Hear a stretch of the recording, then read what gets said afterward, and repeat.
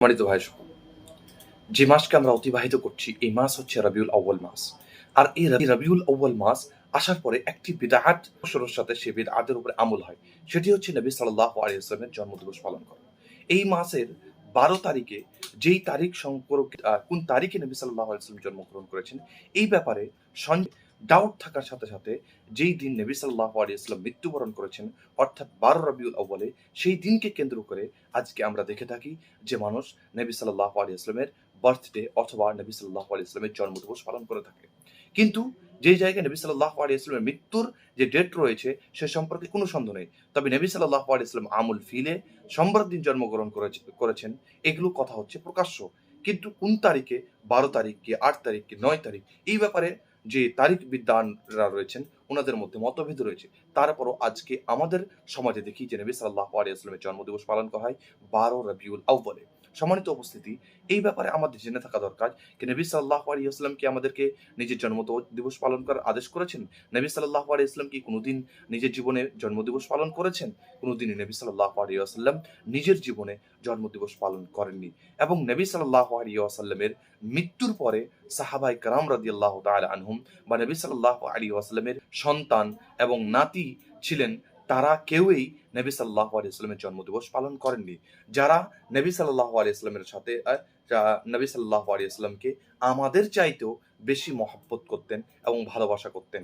তারপরও নবী সাল্লাল্লাহু আলাইহি ওয়াসাল্লামের তিনার মৃত্যুর পরেও জন্মদিবস পালন করেন। কাছের মানুষেরা যখন নবী সাল্লাল্লাহু আলাইহি ওয়াসাল্লামের জন্মদিবস পালন করেননি তার অর্থ হচ্ছে এই যে নবী সাল্লাল্লাহু আলাইহি ওয়াসাল্লাম এই কাজ করার আমাদেরকে আদেশ করেননি।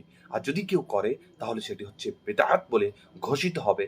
তো সম্মানিত উপস্থিতি, আমাদের সবারই করণীয় হবে এই যে নবী সাল্লাল্লাহু আলাইহি ওয়াসাল্লাম যখন সেই সম্পর্কে আমাদেরকে আদেশ দেননি, না কোনো সাহাবায়ে কেরাম রাদিয়াল্লাহু তাআলা আনহুম সেই কাজকে করেছেন, তাহলে পরে আমাদেরকে সেই কাজ কি করতে হবে?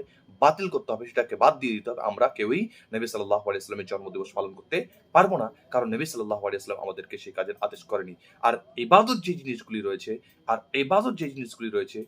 ইবাদতকে যখন আমরা বিনু আদেশে আল্লাহর আদেশ ছাড়া বা রাসূলের আদেশ ছাড়া বা কোনো সাহাবা তার উপরে আমল করেছেন কিনা এ সম্পর্কে জেনে ছাড়া যদি আমরা তার উপরে আমল করি সেটা বাতিল হবে। কারণ রাসূল সাল্লাল্লাহু আলাইহি ওয়াসাল্লাম বলেছেন, মান আমিলা আমালান লাইসা আলাইহি আমরুনা ফাহুয়া রাদ্দুন। যেটি আমি করিনি, বলিনি তার উপরে যদি কেউ আমল করে তাহলে সেটি বাতিল হবে। আর রাসূল সাল্লাল্লাহু আলাইহি ওয়াসাল্লাম প্রত্যেক খুতবার পরে তিনি বলতেন কিনা খায়রুল হাদিসি কিতাবুল্লাহ ওয়া খায়রুল হাদি হাদি মুহাম্মাদিন সাল্লাল্লাহু আলাইহি ওয়াসাল্লাম ওয়া শাররুল উমুরি মুহদাসাতুহা ওয়া কুল্লু মুহদাসাতিন বিদআ ওয়া কুল্লু বিদআতিন দালালা ওয়া কুল্লু দালালাতিন ফিন্নার। রাসূল সাল্লাল্লাহু আলাইহি ওয়াসাল্লাম বলতেন যে প্রত্যেক নতুন কাজ দ্বীনের মধ্যে সেগুলো হচ্ছে বিদআত। আর বিদআত মানুষকে গোমরাহির দিকে নিয়ে যায়, অন্ধকারের দিকে নিয়ে যায়। আর সেই অন্ধকার মানুষকে কোথায় নিয়ে যায়? জাহান্নামের দিকে নিয়ে যায়। অতএব আমাদের সর্বদা এটা উচিত হবে যে রাসূল সাল্লাল্লাহু আলাইহি ওয়াসাল্লাম যখন নিজের জন্মদিবস পালন করেননি বা পালন করার আদেশ করেননি, সাহাবারা করেননি, তাবেঈন করেননি, খায়রুল কুরুনের কেউই করেননি, তাহলে পরে আমাদেরকে সেই কাজ করতে হবে না, সেখান থেকে আমাদেরকে বাঁচতে হবে। রাসূল সাল্লাল্লাহু আলাইহি ওয়াসাল্লামের সুন্নাত অনুযায়ী যে রাসূল সাল্লাল্লাহু আলাইহি ওয়াসাল্লাম যেদিন জন্মগ্রহণ করেছেন অর্থাৎ সোমবারের দিন রাসূল সাল্লাল্লাহু আলাইহি ওয়াসাল্লাম রোজা থাকতেন। এরকে আরেকটি বর্ণনাতে পাওয়া যায় যে রাসূল সাল্লাল্লাহু আলাইহি ওয়াসাল্লাম সোমবারের দিন রোজা থাকতেন, প্রতি সোমবারের দিন। কারণ নবী সাল্লাল্লাহু আলাইহি ওয়াসাল্লাম বলতেন যে এই দিনে আমলকে উঠানো হয়, আল্লাহ সুবহানাহু ওয়া তাআলার কাছে পেশ করা হয়। তো অতএব আমি চাই যে আমার আমলকে এই অবস্থায় পেশ করা হোক যে আমি রোজা অবস্থায় আছি। তো সম্মানিত উপস্থিতি, যদি আপনি নবী সাল্লাল্লাহু আলাইহি ওয়াসাল্লামের সাথে মহব্বত রাখেন আর আমি জানি আপনি মহব্বত রাখেন, তাহলে পরে আপনার উচিত হবে যে আপনি হয়তো সোমবারের দিন রোজা রাখবেন, কিংবা আপনি যদি রোজা রাখতে না পারেন তাহলে পরে আপনি এই বিদআতের মধ্যে জড়িত হবেন না এবং নিজের আত্মীয়দেরকে তাও সেই বিদআত থেকে বাঁচাবার চেষ্টা করবেন।